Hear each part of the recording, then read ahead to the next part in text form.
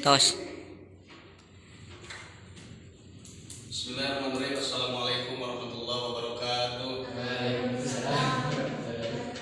Bagaimana semuanya, sehat? Mudah-mudahan senantiasa kita selalu diberikan kesehatan oleh Allah Subhanahu wa taala. Sebelum pembelajaran, kita berdoa dulu bersama-sama. Bismillahirrahmanirrahim. Allahumma ilhamni rusdi wa aghnini bil ilmi wa zayyini bil ilmi wa qini bil taqwa bil afiyah bil rahmatika ya arhamar rahimin. Ya, alhamdulillah, terima kasih. Baiklah, kita akan masuk kepada materi metode pembelajaran yang mana pada kesempatan ini kita akan belajar sama-sama tentang materi keimanan. Jadi materi keimanan, iman kepada Allah, iman kepada Allah.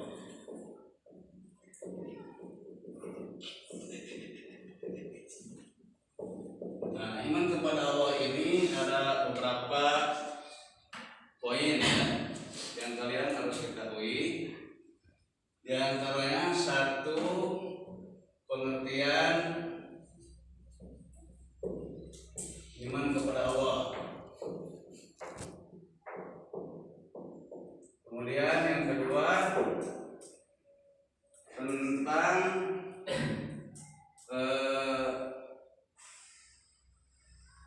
tentang bisa dilihat tentang jumlah sifat-sifat kesempurnaan Allah. Ini adalah jumlah sifat-sifat kesempurnaan Allah.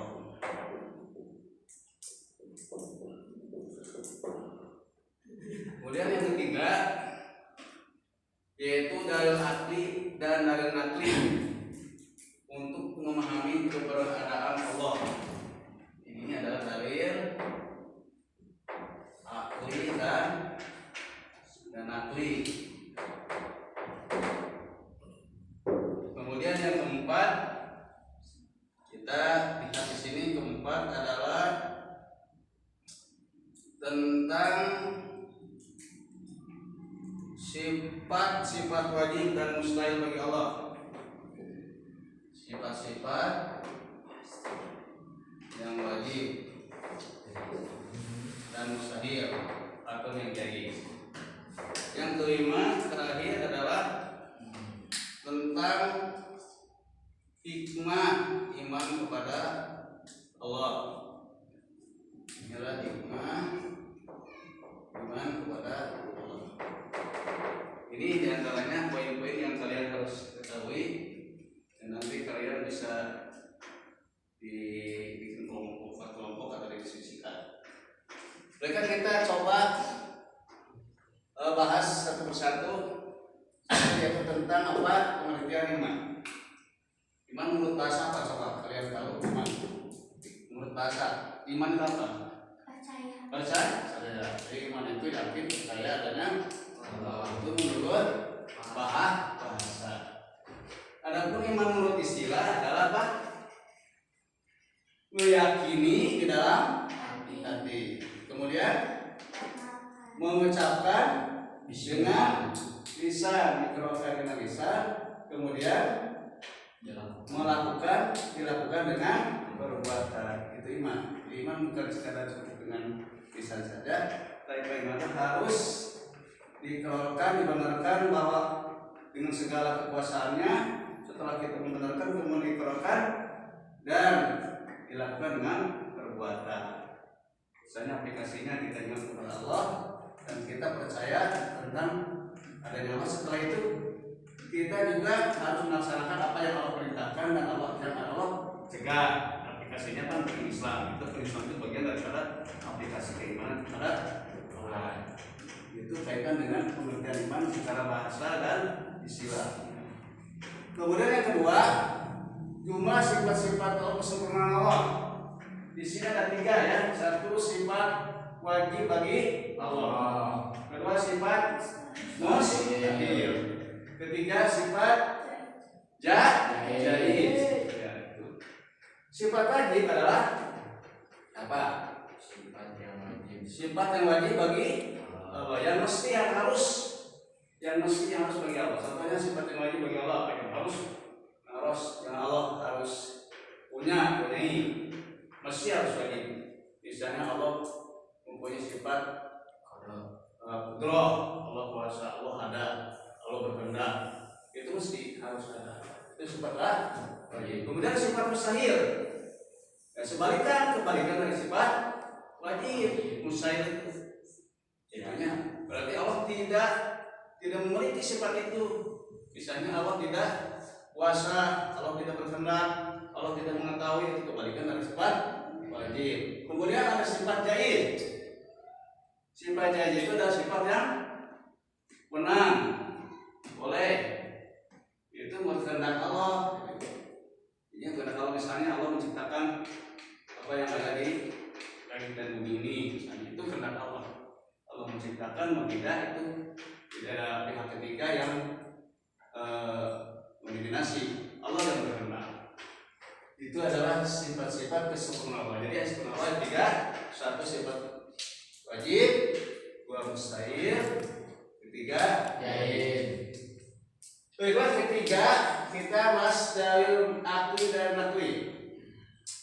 Apa yang disebut dengan dalil? Dalil itu adalah argumentasi pemahaman tentang keberadaan Allah atau eksistensi Allah menurut akal dan menurut dalil. Apa yang dalil itu? Dalil akli dan dalil nakli. Dari argumentasi itu menurut akal dan menurut nakli. Akal itu apa? Menurut pemikiran kita secara logis.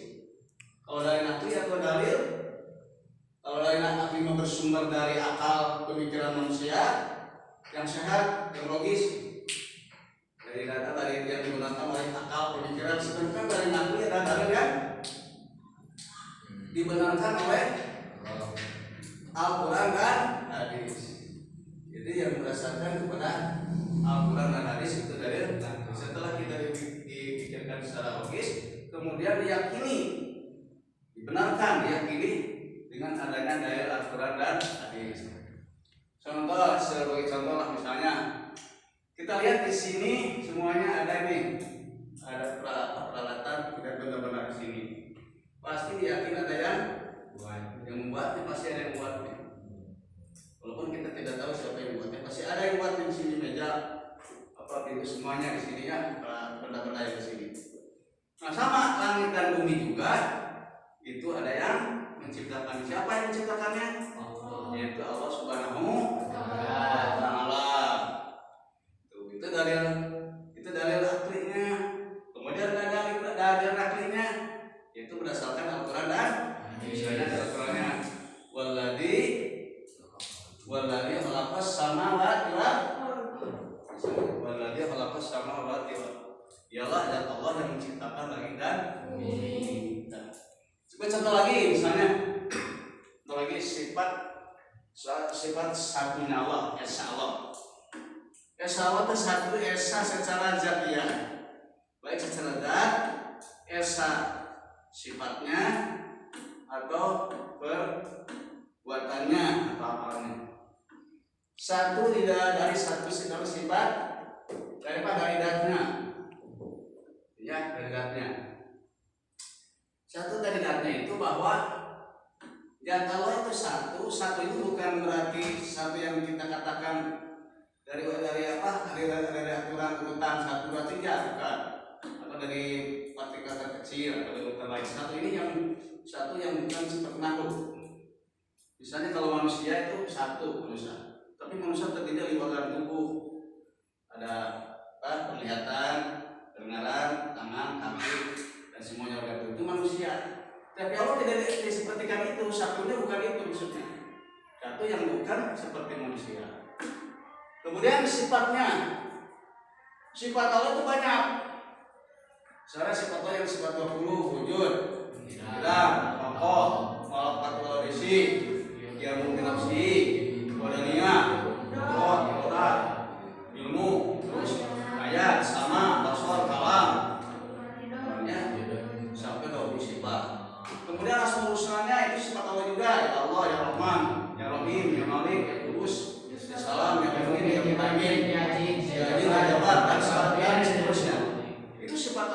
sifat Allah itu banyak, tetapi yang banyak itu maksud saya itu satu. Satu itu tidak sama dengan makhluk.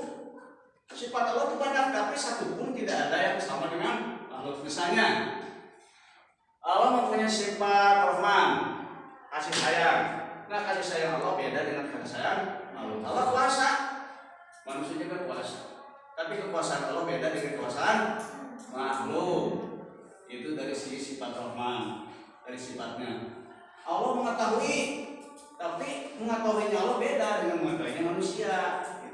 Sekarang batasannya manusia harus mengetahui, harus sekolah dulu, harus belajar dulu. Kalau manusia, Allah memang tidak harus belajar dulu. Beda ya, maha mengetahui. Kemudian satu di dalam apa dalam perbuatannya, yakin benar bahwa sifat Allah itu banyak. Langit mungkin dan segala unsurnya banyak banget. Tapi dari kebanyakan itu tidak ada satupun yang bisa menyerupai Allah. Misalnya Allah menciptakan nyamuk atau Allah menciptakan semut. Tidak ada orang pun sampai sekarang ini bisa menyerupai ciptaannya. Dan mungkin sampai kapanpun juga. Dan tidak ada yang bisa, mungkin tidak bisa ada yang menyerupai. Itu dalil akalnya. Nah, dalil akalnya itu surat apa? Ayat 1 sampai 4. Misalnya Bismillahirrahmanirrahim. Qul huwallahu ahad. Allahu samad. Lam yalid wa lam yulad wa lam yakul lahu kufuwan ahad. Nah, itu ya dalilnya. Nah, itu bisa kita lihat artinya Qul huwallahu apa? Qul katakanlah bahwa Allah itu esa. Ya, yang keduanya Allah itu tempat bersandar. Ketiganya Allah itu yang tidak melahirkan dan dilahirkan. Yang keempatnya Allah tidak ada satupun kepada Allah yang menyamai atau menyerupainya. Itu dari sifat nantinya. Selesai ya. Kemudian yang terakhir, yang keempat adalah sifat yang lagi bagi Allah. Sifat-sifat ini ada 20 sifat. Yang mustahilnya juga ada 20 sifat. Yang lainnya 1. Jadi 41 semuanya. Kalau sudah disambungkan dengan sifat-sifat Rasul, sifat Rasul sidik 4, mustahilnya apa? Sifat lagi 4 dari sidiknya, kemudian amanah dan seterusnya 4, dan mustahil 4 dari 8, sama jadinya 1 jadi 9. Jadi kalau digabung ini sifat Rasul itu semuanya poin ada 50 sifat. Nanti kalian harus tahu yang sifat wujudnya apa. Misalnya wujud ada, kemudian mustahilnya ada, tidak ada. Kemudian dalilnya ada, artinya tidak ada dengan dalilnya. Kemudian yang kedua misalnya sifat kidam, artinya kidam apa? Dahulu. Mustahil kudus, artinya apa? Baru. Dalilnya apa? Itu wajib dan mustahilnya harus kalian ketahui.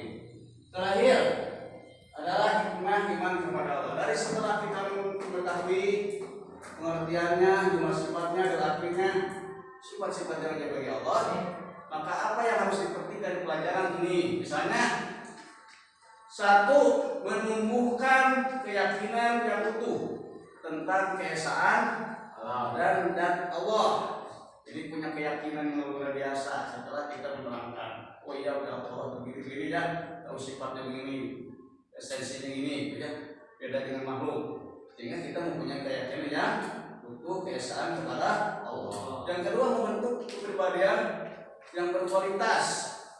Artinya kita mempunyai kecerdasan spiritual, keyakinan, sehingga bisa membentuk suatu karakter yang baik, perilaku yang baik. Ketiga, membentuk kesadaran bahwa manusia adalah makhluk yang lemah, tidak berdaya, lemah. Sehingga kita tidak mungkin mempunyai sifat yang sombong, karena kita itu adalah sebagai makhluk yang lemah. Allah saja yang berkuasa dan berkuasa. Kita cuma sekedar berusaha, Allah yang menentukan segalanya. Yang keempat, hikmah dari iman kepada Allah adalah membentuk pribadi yang optimis bahwa segala pasti terjadi akan kehendak Allah dan kekuasaan Allah Subhanahu wa taala. Itu mungkin ya kita sedikit materi tentang iman kepada Allah. Jadi ada berapa tahap? Ada 5. 1 itu pengertian iman kepada Allah. 2 lima sifat Allah. 3 adalah arti dan nakli.